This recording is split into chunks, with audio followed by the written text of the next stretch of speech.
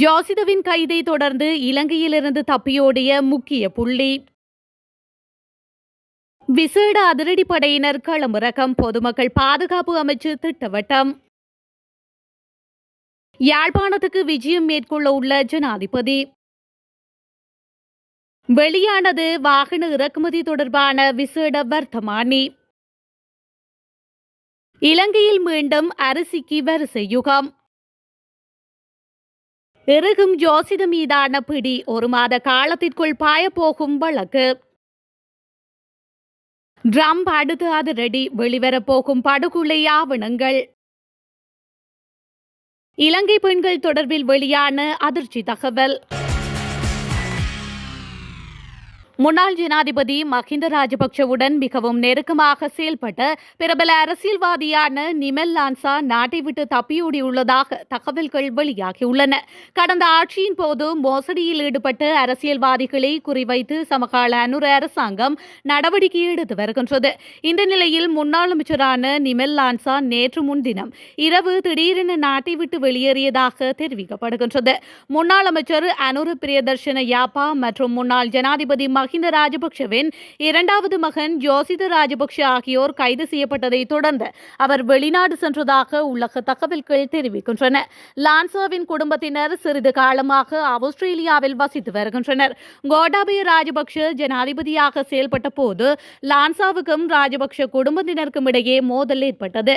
இதன் காரணமாக அவர் தனது அமைச்சர் பதவியை விட்டுவிட்டு சிறிது காலம் ஆஸ்திரேலியாவிற்கு சென்றிருந்தார். கடந்த ஆட்சி காலத்தில் நடந்த மோசடி, ஊழல், கொலை மற்றும் சொத்துக்களை அபகரித்தல் உள்ளிட்ட கடுமையான குற்றங்கள் தொடர்பான 11 வழக்குகளை தாக்கல் செய்ய தேவையான கோப்புகளை போலீசார் சட்டம் அதிபரிடம் ஒப்படைத்துள்ளனர். இந்த நிலையில் நிமல் லான்சா நாட்டை விட்டு தப்பி சென்றுள்ளதாக தெரிவிக்கப்படுகின்றது. இந்த வழக்குகளில் முந்தைய அரசாங்கங்களின் மூத்த அரசியல்வாதிகள் மற்றும் அதிகாரிகள் பலர் மீது குற்றம் சாட்டப்பட்டுள்ளதாகவும் தெரிவிக்கப்படுகின்றது. நீக்கப்படும் வாகன இறக்குமதி கட்டுப்பாடுகள் தொடர்பான சிறப்பு வர்த்தமானி அறிவிப்பு வெளியிடப்பட்டுள்ளது. நிதி திட்டமிடல் மற்றும் பொருளாதார மேம்பாட்டு அமைச்சராக ஜனாதிபதி அனுரகுமார திசாநாயக்கவினால் இந்த அறிவிப்பு விடுக்கப்பட்டுள்ளது. இந்த நிலையில் 1969 ஆண்டின் இறக்குமதி மற்றும் ஏற்றுமதி கட்டுப்பாட்டு ஒழுங்குமுறை சட்டத்தின் கீழ் இந்த விசேட வர்த்தமானி அறிவிப்பை வெளியிட நடவடிக்கை எடுக்கப்பட்டுள்ளதாக தெரிவிக்கப்படுகின்றது. ஜனாதிபதி அனுரகுமார திசாநாயக்க எதிர்வரும் 31ஆம் தேதி யாழ்ப்பாணத்திற்கு விஜயம் மேற்கொள்ள உள்ளதாகவும் அன்றைய தினம் யாழ்ப்பாண மாவட்ட அபிவிருத்தி குழு கூட்டத்திலும் ஜனாதிபதி பங்கேற்பார் என அமைச்சர் பிமல் ரத்நாயக்க தெரிவித்துள்ளார். யாழ்ப்பாணத்துக்கு விஜயம் ஒன்றை மேற்கொண்டு அவர் நேற்றைய தினம் செய்தியாளர் சந்திப்பொன்றில் கலந்து கொண்ட போதே இதனை குறிப்பிட்டுள்ளார். இங்கு தொடர்ந்தும் கருத்து தெரிவித்த அவர், ஜனாதிபதியின் வடக்கு மாகாண விஜயத்தின் போது அங்குள்ள மக்கள் நீண்ட காலமாக எதிர்கொண்டுள்ள பல பிரச்சினைகளுக்கு தீர்வு வழங்கப்படும். வடமாகாண மக்கள் தங்களின் பிரச்சினைகளுக்கு தீர்வு வழங்குவதற்காக தேசிய மக்கள் சக்தியை தெரிவு செய்தமைக்கு மதிப்பளிக்கும் வகையில் ஜனாதிபதியின் இந்த விஜயம் அமைக்கின்றது. இதேவேளை கடந்த கால அரசாங்கங்கள் தேர்தல்களை பிற்போட்டிருந்தன. தற்போது உள்ளூராட்சி மன்ற தேர்தலை நடாத்துவது தொடர்பான சட்ட திருத்தம் நாடாளுமன்றத்தில் முன்வைக்கப்பட்டுள்ளன. தற்போது நீதிமன்றங்களில் சில மனுக்களும் தாக்கல் செய்யப்பட்டுள்ளன. எனினும் அவற்றினால் தேர்தலுக்கு எந்த பாதிப்பும் ஏற்படாது. அதே நேரம் ஏப்ரல் மாதத்தின் 2ஆம் அல்லது 4ஆம் வாரத்தில் தேர்தலை நடாத்துவதற்கு தேர்தல்கள் ஆணைக்குழு நடவடிக்கை எடுக்கும் என எதிர்பார்க்கப்படுகின்றது. இதேவேளை குறித்த ஊடக சந்திப்பில் கலந்து கொண்டு கருத்துரைத்த கடற்தொழில் அமைச்சர் ராமலிங்கம் சந்திரசேகரன், தேசிய பிரச்சினைகளை 4 விதமான அணுகுமுறைகளுடன் கையாண்டு தமிழர்கள் தன்மானத்துடன் வாழ்வதற்கான தற்போதைய நடவடிக்கைகளை அரசாங்கம் மேற்கொள்ளும் எனவும் குறிப்பிட்டுள்ளார். இலங்கையில் அத்தியாவசிய பொருட்களான அரிசி மற்றும் தேங்காய் விலை விண்ணை தொடும் வகையில் அதிகரித்துள்ளது. இதனால் மக்கள் நாளாந்தம் இவற்றை பெருமளவு விலை கொடுத்தே வாங்க வேண்டியுள்ளது. குறிப்பாக சிவப்பு அரிசிக்கு பாரிய தட்டுப்பாடு ஏற்பட்டுள்ளது. இலங்கையில் அண்மையில் பெய்த தொடர்மழை காரணமாக பெரும்போக நெற்செய்கை பாரிய அழிவை சந்தித்துள்ளது. இதனால் அரிசியின் விலை மேலும் அதிகரிக்கும் என எச்சரிக்கை விடுக்கப்பட்டுள்ளது.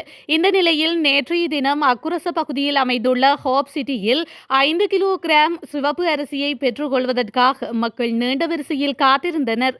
அது தொடர்பான புகைப்படங்களும் வெளியாகியுள்ளமை சர்ச்சையை ஏற்படுத்தியுள்ளது.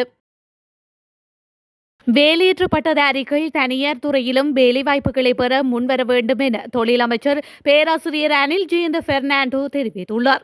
அத்தோடு ஓய்வூதியம் வேண்டும் என்பதற்காக அரசு துறையை மட்டும் நம்பியிருக்காதீர்கள் என்றும் அவர் அறிவுறுத்தியுள்ளார்.